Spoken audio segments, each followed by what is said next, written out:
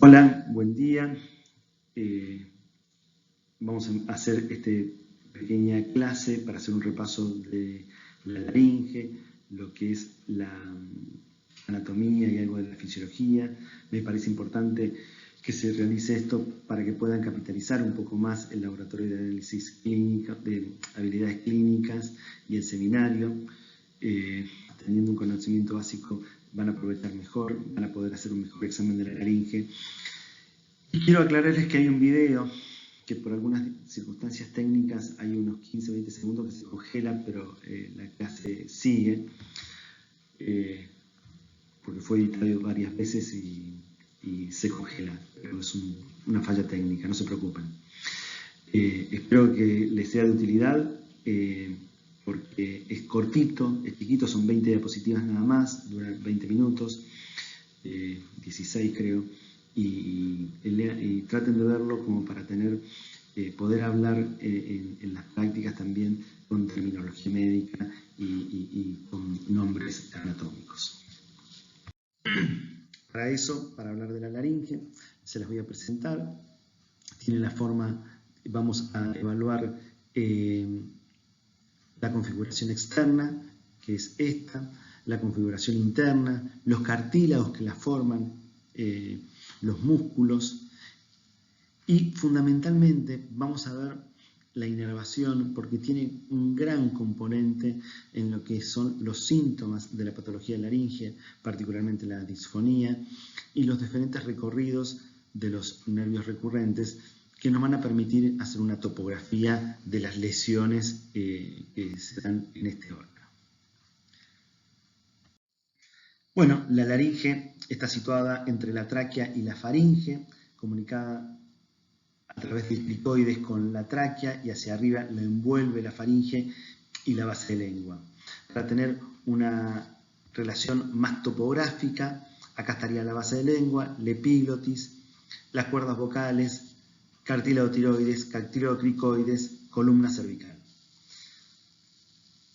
Tenemos que tener en cuenta que la laringe está formada por cartílagos y tiene la continuación de la tráquea, pero que es bastante diferente en el adulto que en el pediátrico.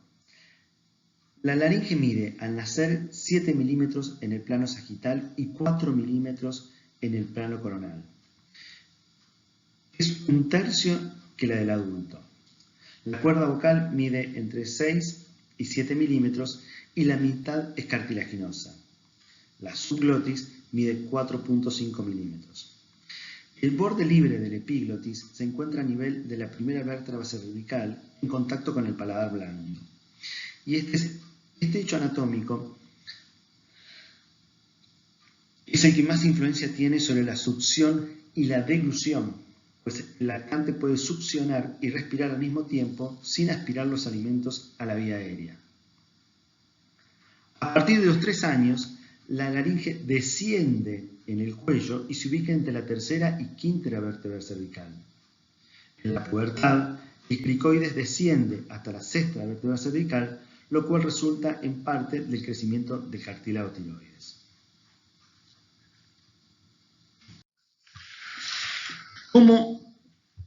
¿Cuáles son las estructuras que forman a la laringe? Y las estructuras son básicamente los cartílagos. Tiene 9 cartílagos, de los cuales 3 son impares y el resto son pares. Tenemos el tiroides, el cricoides y la epiglotis, que son cartílagos impares, y los aritenoides, los corniculados y el de Reiber, que son los cartílagos pares y que tienen directa relación con la apertura y cierre de las cuerdas vocales, cosa que vamos a ver más adelante. Estos cartílagos, al estar unidos entre sí, adquieren movilidad en las direcciones anteroposterior, lateral y vertical. Están unidos con membranas y ligamentos, de los cuales los más destacables son la membrana tiroidea y la membrana cricotiroidea. Ligamentos tiroaritenoideo superior, que se unen a aritenoides con el tiroides y la banda ventricular. Ligamentos tiro anidoideo inferior, que se encuentra en el espesor de las cuerdas vocales, y los ligamentos arítono-epiglóticos. Acá tenemos la configuración externa de la laringe, pero vista desde la cara posterior, básicamente en tres planos, donde tenemos el plano mucoso, donde se observa la base de lengua, el repliegue glosoepiglótico, muy importante para el mecanismo de la deglución, la epiglotis acartuchada y que va a cerrar la glotis para evitar que los alimentos ingresen a la vía aérea. Nosotros tenemos que los alimentos, cuando están en el tercio posterior de la lengua, generan un movimiento reflejo en donde la lengua se va para atrás, la glotis se cierra, los alimentos discurren por las bandas ventriculares, la laringe se eleva y de esa forma se protege y se hace el mecanismo de deglución. Estos son los músculos que generan todo ese compromiso, cierre y coordinación para el mecanismo de deglución. Y acá estaría la vista posterior, donde tenemos los ligamentos, los cartílagos, el cartílago del epiglotis, el ilioides, el cricoides, los aritenoides y los corniculados. Esto vendría a ser una vista, un corte, donde se muestran los músculos intrínsecos que tienen que ver con la fonación y los músculos extrínsecos, que son el infraioideo, el esternoioideo, el tiroioideo y el lomoioideo, que fundamentalmente son activos en el mecanismo de la deglución y la fonación. Y los intrínsecos, desde el punto de vista funcional, debemos distinguir al dilatador de la glotis, el cricotiloideo posterior, que es el músculo respiratorio por excelencia, y los que estrechan la glotis, el tiroioideo, que es el músculo vocal. El cricoaritenoideo lateral y el aritenoideo, que cumplen funciones fonatorias y deglutorias. El cricotiloideo es el único músculo inervado por el laringio superior, que es fonatorio y respiratorio. Acá tenemos la configuración externa, que la relacionamos, esta es una vista anterior de la laringe, y acá tenemos una vista de planos disecados. Es un poco para mostrar la relación de los músculos, la vascularización arterial y venosa. Acá estaría el cartílago tiroides, el cricoides, y ahí tenía la región cricoaritenoidea donde se hace la cricotomía. Si nosotros podemos llegar a observar, realmente la vascularización es lateral a la línea media. Por eso cuando hacemos procedimientos para ver la vía aérea, tanto la traqueotomía, cuando se hace baja, que el único obstáculo sería el istmo de la tiroides, o la cricotomía, básicamente la vascularización es muy pobre.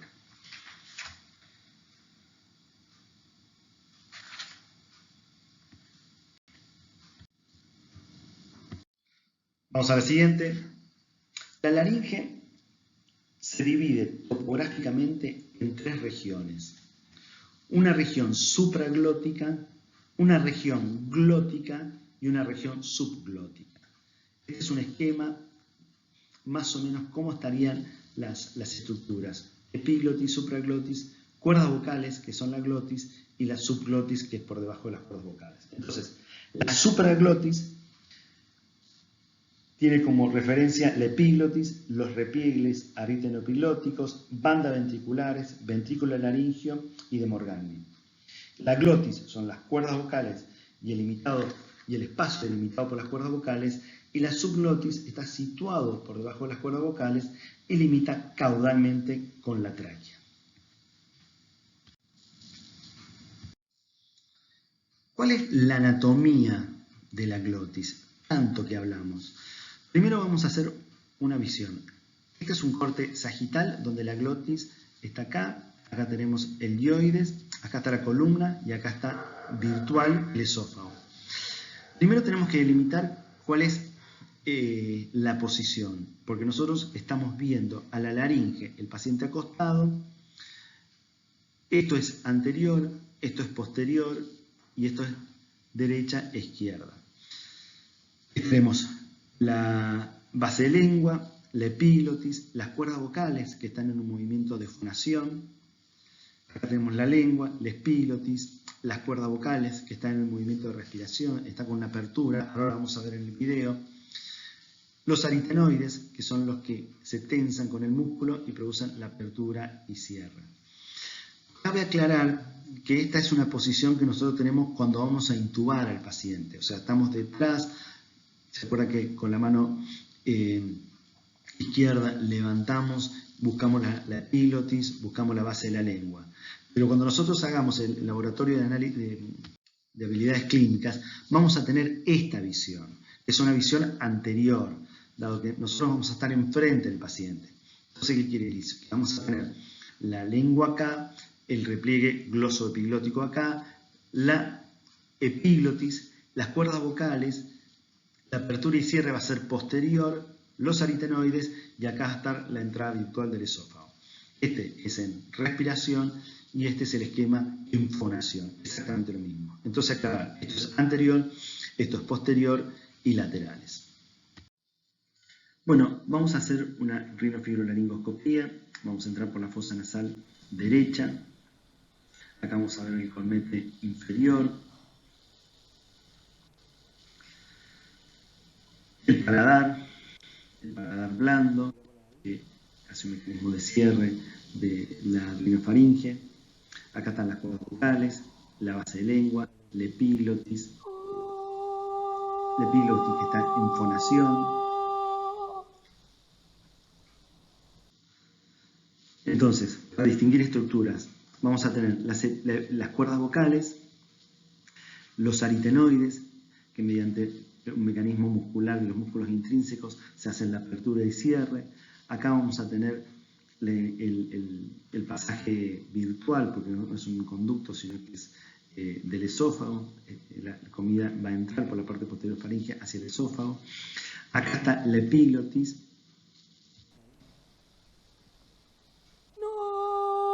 Base de lengua.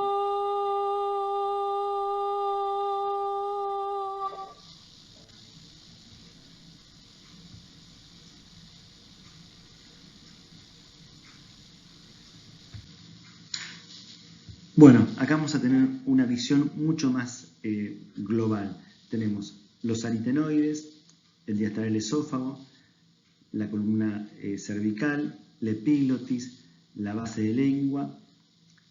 Acá estaría el paladar.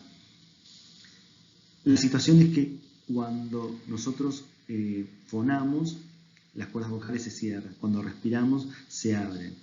Cuando vamos a ingerir los alimentos, la laringe, a través de su inserción con el hueso hioides, se eleva, la base de lengua se va para atrás, la epiglotis cierra la vía aérea y los alimentos transcurren al esófago.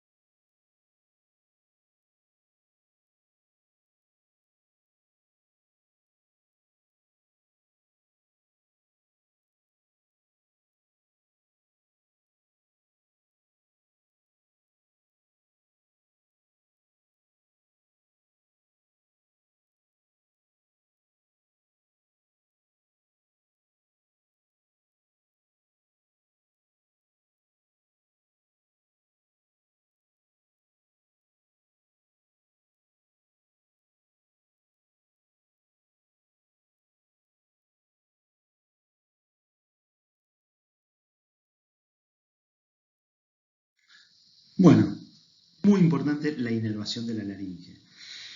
La inervación de la laringe está dada por el laringio superior y el laringio inferior o recurrente. El laringio superior, que se origina en el ganglio inferior del nervio vago y se divide en dos ramas, una interna y externa. La interna, con fibras sensoriales y secretoras, Perfora la membrana tiroidoidea junto a la arteria laringe superior e inerva la mucosa del epiglotis, del repliegue aritenoepiglótico, la endolaringe, hasta las cuerdas vocales. La externa, solo conformada por fibras motoras, se estrecha en relación a la arteria tiroidea superior e inerva los músculos cricotiroideos, que es el tensor de las cuerdas vocales. El resto de la laringe y los demás músculos intrínsecos de la laringe son inervados por el nervio laringio inferior o recurrente, que tiene un distinto recorrido izquierdo y derecho porque va hacia los pulmones, pasa por el callado de la aorta y tiene un diferente recorrido, lo que permite también tener una topografía de cuando se producen las lesiones del derecho o del izquierdo.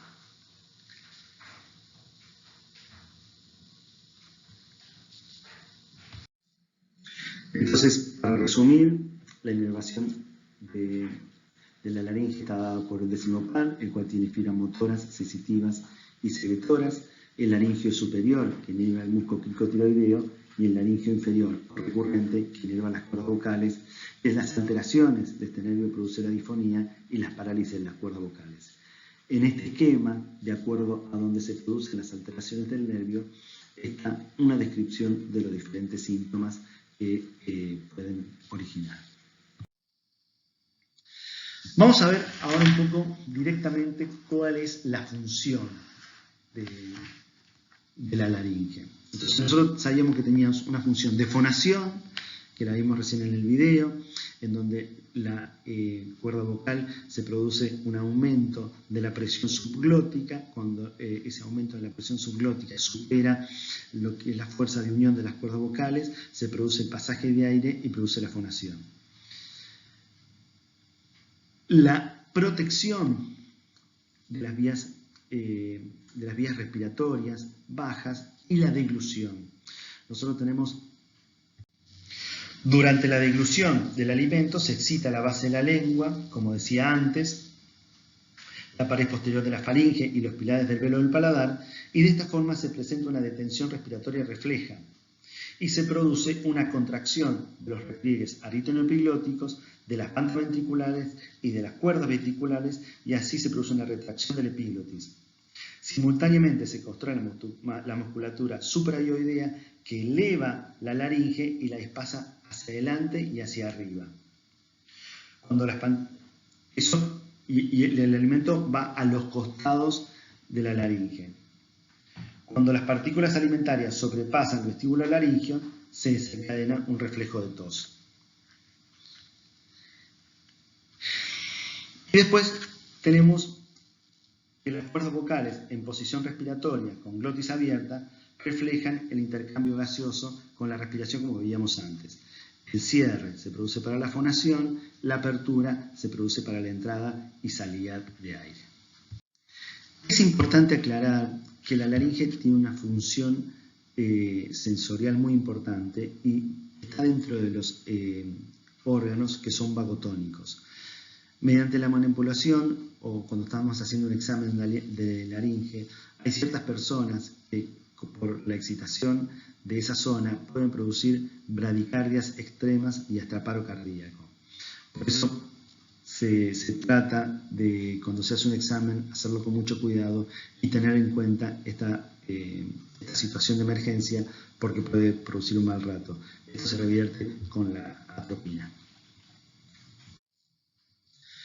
Dentro de la fisiología de la laringe, en este esquema, vemos cómo se produce una apertura de la epiglotis y el aire pasa directamente desde la vía aérea superior, pasa a la vía aérea inferior, y cuando se desencadena el movimiento de deglución, esta estructura se eleva, la lengua se va para atrás, la epiglotis cierra la vía aérea y la protege, y los alimentos pasan por el espacio virtual que tiene el esófago por detrás.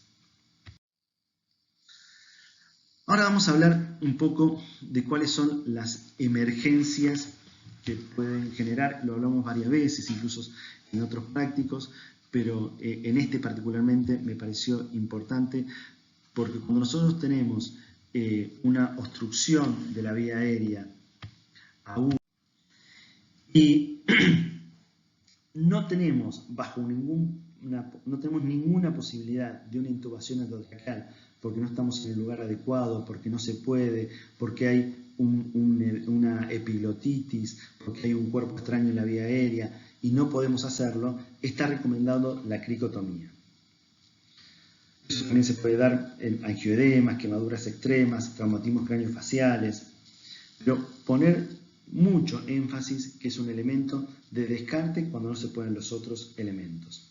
Entonces, el objeto de esta diapositiva es, como le había mostrado antes, la relación de la laringe con los órganos que la vecinan. Si nosotros pasamos el dedo por la línea media, vamos a encontrar el cartílago tiroides, la nuez de Adán, por debajo una depresión, que si la tocamos con el dedo es bien depresible, y después tenemos el cricoides. En ese lugar en donde nosotros podríamos hacer una incisión, que normalmente se puede hacer con una boca 14, con simplemente pinchar esa zona y poner una jeringa, vamos a ver que sale aire, y eso permite salvarle la vida a alguien cuando tiene alguna de estas situaciones de emergencia que habíamos hablado. Entonces, me pareció muy bueno poner en esquema este dibujo sobre el cuello, y que estaría más o menos acá la región de la que estábamos hablando recién. ¿Cómo se realiza esto?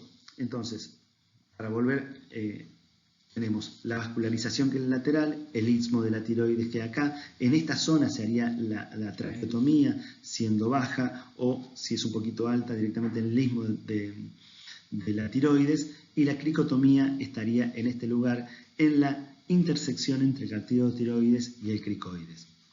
Esto se realiza con el cuello en hiperextensión, exponiendo y haciendo que la laringe y la tráquea se expongan hacia adelante. Se realiza palpación, y en la línea media, acá con un bisturí, si estamos hablando de una toquiotomía, y si no puede ser directamente con una punción de una boca 14 o más gruesos, podríamos hacer la incisión y salvarle la vida a un paciente. Bueno, ha sido cortito, espero que les sea útil. Nosotros creemos que este repaso y con la charla de algunos alumnos es necesario para poder, como les decía al principio, tener una idea mucho mejor y un aprovechamiento mejor del laboratorio de las habilidades clínicas y del seminario, para que tengan una formación acorde a lo que todos los docentes queremos que sea lo mejor posible. Estoy a su disposición si quieren en algún momento hacer alguna consulta. Este es mi mail, mi teléfono, estoy a total disposición. Alguno que quiera, tenga alguna duda, con gusto se las voy a, si puedo, a solucionar. Muchas gracias.